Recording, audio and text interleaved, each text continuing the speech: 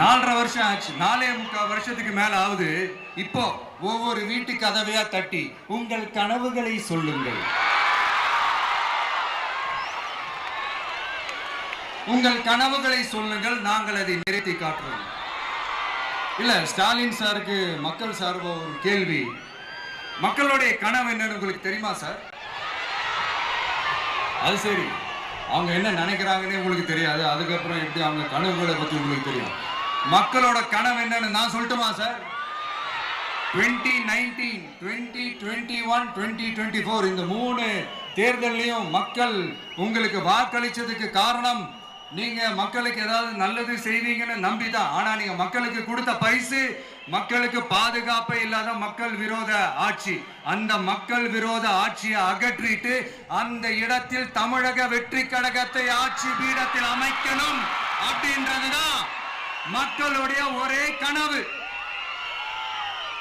இந்த மக்கள் விரோத திமுக அரசை நிலைக்க கூடாது அப்படின்றதுதான் மக்களுடைய ஒரே கனவு. 100% தூய சக்தி டிவிக்கு ஆட்சி அமைக்கும். அதுல உங்களுடைய கனவுகள், உங்களுடைய ட்ரீம்ஸ் எல்லாமே ஃபுல்ஃபில் ஆகும், நிஜமாகும்.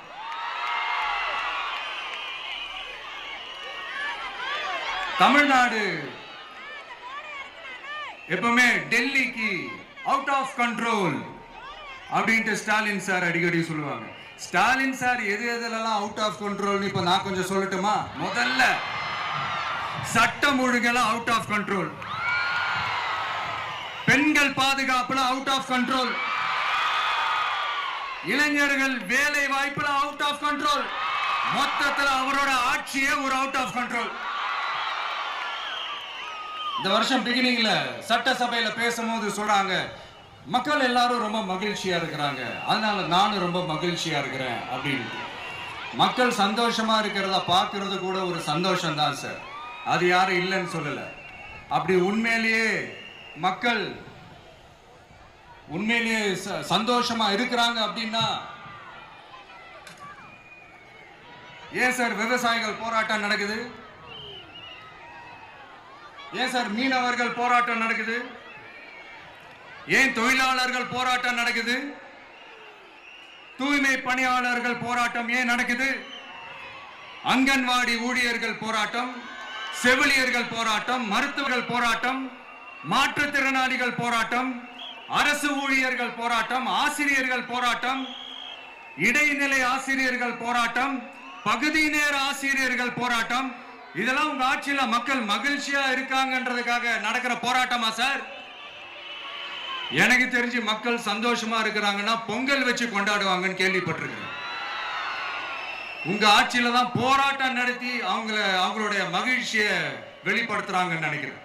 இன்னும் தீரவே தீராத பிரச்சனைகள்னா இருக்கிற இடம் பிரச்சனை, பார்க்கிற வேலை பிரச்சனை, பண்ற தொழில் பிரச்சனை, விலைவாசி பிரச்சனை, தண்ணி பிரச்சனை, பஸ் வசதி இல்லைன்ற பிரச்சனை, ரோடு சரி இல்லைன்ற பிரச்சனை,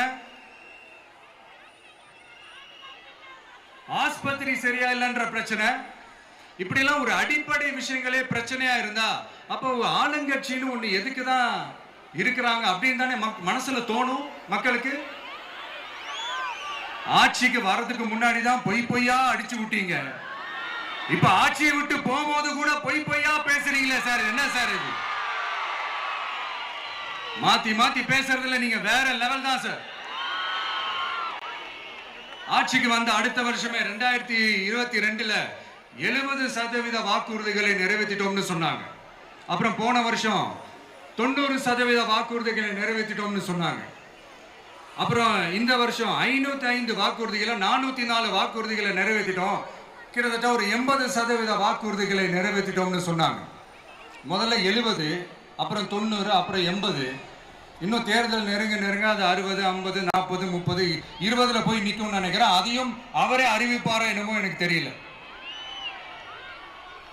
முதல்வர் ஸ்டைல்லையே சொல்லணும்னா, பொய்யிலேயே பிறந்து பொய்யிலேயே வளர்ந்த புலவர் பெருமானே, கொஞ்சம் அதை திருத்தி சொல்றேன், புலுகர் பெருமானே. அது இன்னும் பொருத்தமா இருக்கும். அவருடைய அண்ட புழுகு, ஆகாச புழுகு என்ன தெரியுமா? பெண்களுக்கு பாதுகாப்பு தமிழ்நாட்டில் எங்க போனாலும் கொட்டி கிடக்குதான். அப்படி அது உண்மைனா அண்ணா யூனிவர்சிட்டி அந்த பொண்ணுக்கு ஏன் சார் அப்படி ஒரு கொடுமை நடந்துச்சு? கோவை கல்லூரி பெண்ணுக்கு ஏன் சார் அப்படி ஒரு கொடுமை நடந்துச்சு? பெண் குழந்தைகள் பாதிக்கப்படுறதா கிட்டத்தட்ட 1000க்கும் மேலான போக்சோ கேசுகள் ஏன் சார் பதிவானுச்சு? போதைப் பொருள் கலாச்சாரம் கண்ட்ரோலே இல்லாம அது பாட்டுக்கு தாறுமாற எங்கேயோ போய்கிட்டு இருக்கு. வயலன்ஸ்லாம் தலைவிரிச்சு ஆடுது. அதுக்கு ஒரு ரீசெண்ட் எக்ஸாம்பிள் அந்த ரயில்வே ஸ்டேஷன்ல அந்த சிறுவர்கள் எல்லாரும் சேர்ந்து செஞ்ச அந்த சம்பவம். சட்டம் ஒழுங்கு சரியா இருந்தா ஏன் சார் இப்படி எல்லாம் நடக்குது? சட்டம் ஒழுங்கு சரியா இருக்கணும்னா முதல்ல தமிழ்நாட்டுக்கு ஒரு டிஜிபி வேணும் சார். எங்க சார் போனார் அவரு? எங்க அவரு? சும்மா இந்த ஆக்டிங் ஆபீசரை வச்சுக்கிட்டு அரசாங்கத்தை நடத்துனீங்கன்னா இப்படிதான் சட்டம் ஒழுங்கு சந்தி சிரிக்கும். முதல்ல தமிழ்நாட்டுக்கு ஒரு டிஜிபியை போடுங்க சார். அதுக்கப்புறமாச்சும் சட்டம் ஒழுங்கு சரியாகுதான்னு பார்ப்போம்.